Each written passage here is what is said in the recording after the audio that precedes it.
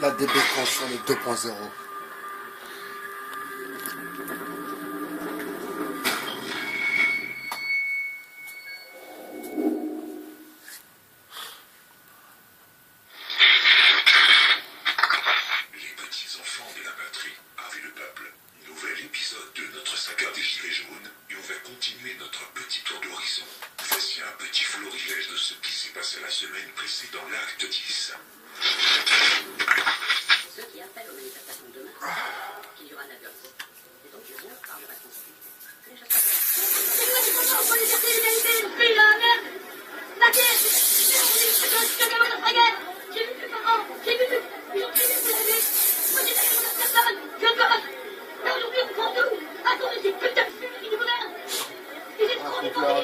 Au début, on pouvait dire, oui, mais il y a des gens qui sont venus dans le groupe et qui ont cassé, c'est pas nous, on part pas ça. Demain, ceux qui viennent manifester dans des villes où il y a de la classe qui est annoncée, savent qu'ils seront complices de ces manifestations.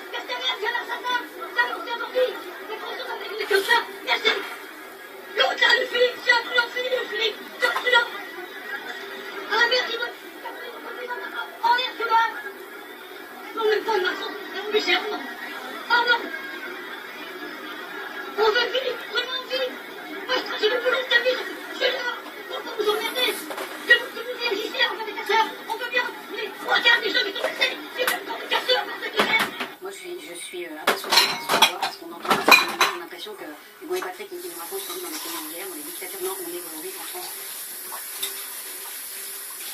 je ne suis pas corporatiste, mais ce qui se passe aujourd'hui, c'est quelque chose de grave. On a le droit et le devoir de nous critiquer, de ne pas être d'accord avec nous, de nous challenger, de tout ce qu'on veut. Mais ce qui se passe, c'est une attaque, et je ne peux pas vous dire, j'utilise des gros mots, mais c'est une attaque de la démocratie. Et voilà, la Bérédina. c'est pacifiste. Ça, c'est un souvenir de vous. Pacifiste. Normal. Faut arrêter là. Vous voulez le voir?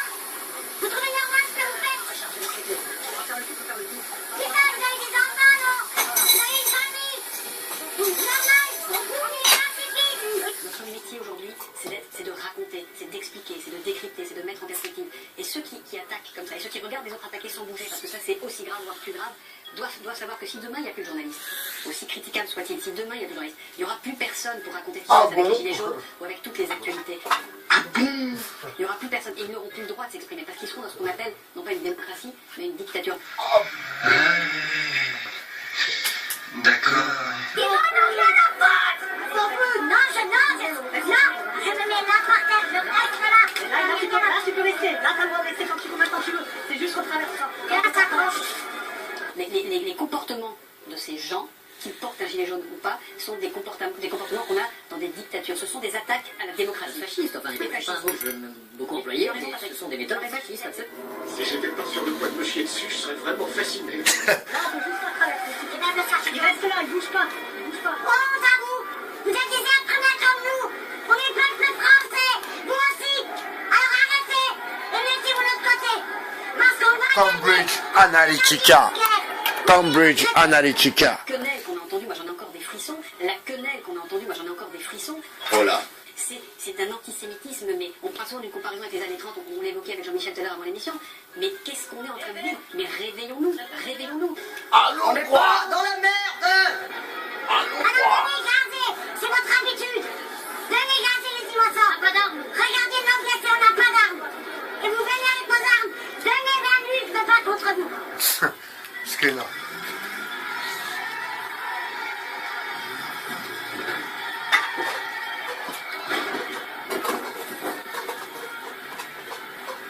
C'est-à-dire derrière les critiques que l'on trouve sur les forums dans les réseaux sociaux adressés aux journalistes et qui se traduisent par la suite par des agressions, il y a des propos complotistes, des propos antisémites d'ailleurs, c'est-à-dire moi quelqu'un me rapportait qu'une personne travaillant dans une chaîne de concurrente était en permanence, on lui posait la question dans les ronds-points, est-ce que vous êtes juif? Parce qu'il travaillait dans une chaîne non. C'est dur. Parce que vous n'avez pas fait. C'est les violences que l'on voit. C'est les violences que je n'ai pas condamnées, monsieur. Et à moi, je condamne toutes les violences, là, vous êtes vraiment mal. Ce sont les policiers qui sont oui. Pauvre type, espèce de con, c'est vraiment rien qu'une merde. Il y a beaucoup d'ignorance et une pensée dangereuse qui est véhiculée en réalité par des gens qui sont antidémocratiques. Et aujourd'hui, la solidarité que l'on peut avoir... Ils sont peut-être, j'ose pas dire le mot, mais ils sont pas antidémocratiques, mais ils ont un... Vous voyez ce que je veux dire? Oui, non mais bien sûr. Vous voyez ce que je veux dire? Parce qu'ils sont bloqués sur la et que les gens, moi je suis là, vous êtes très mal tombé pour me concernant, parce que j'ai condamné toutes les violences contre les policiers, toutes les violences quelles qu'elles soient. Moi j'ai vu l'interview de Jean-Michel Apathy par ce garçon qui se prétend journaliste gilet jaune. Qu'est-ce que vous voulez que je dise? Je vous dis vraiment ce que je pense de ce journaliste. Non, il a un problème, je veux dire, qui doit... Moi je vous pose une question simple. Est-ce que vous condamnez les propos de porte-parole de votre gouvernement que je condamne les propos de qui que ce soit, moi, Benjamin Biya? Moi je vais vous poser une question très simple. Qui représentez-vous comme ça? Qui représentez-vous? Mais arrêtez avec ça. Qui représentez-vous?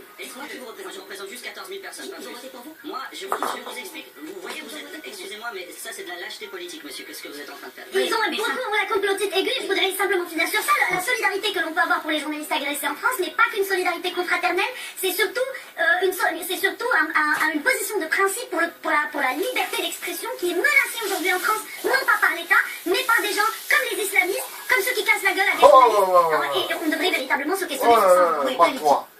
Vous avez plus de ce que vous dites. Avant, j'ai respecté mon uniforme, c'était franchement une fierté. Maintenant, franchement, non. C'est une bizarre. Je veux pouvoir circuler dans mon pays. En plus, en ce moment, je suis dans ma ville. Je veux pouvoir avancer. Et alors, c'est quoi? À cause de vous, on est obligé de couper les libertés. Couper les libertés? Quelle liberté? Quelle liberté?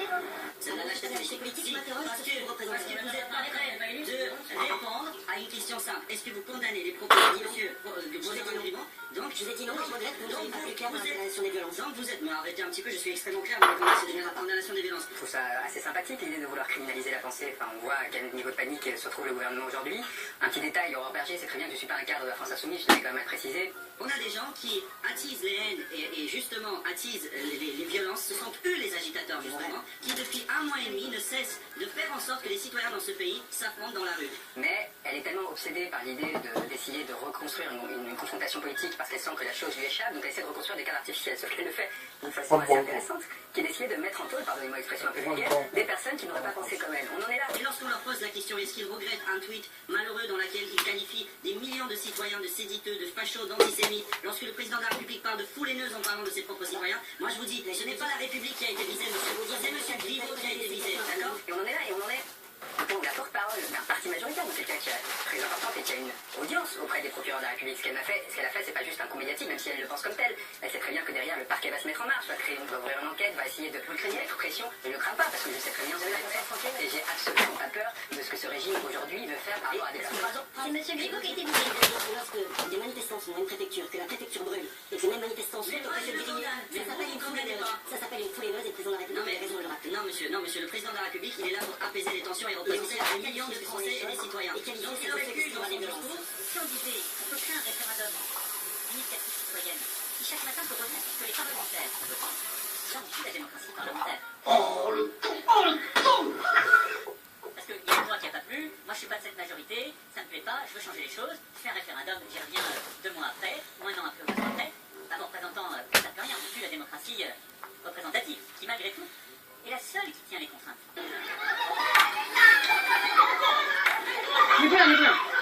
Du coup, arrête, comme ça.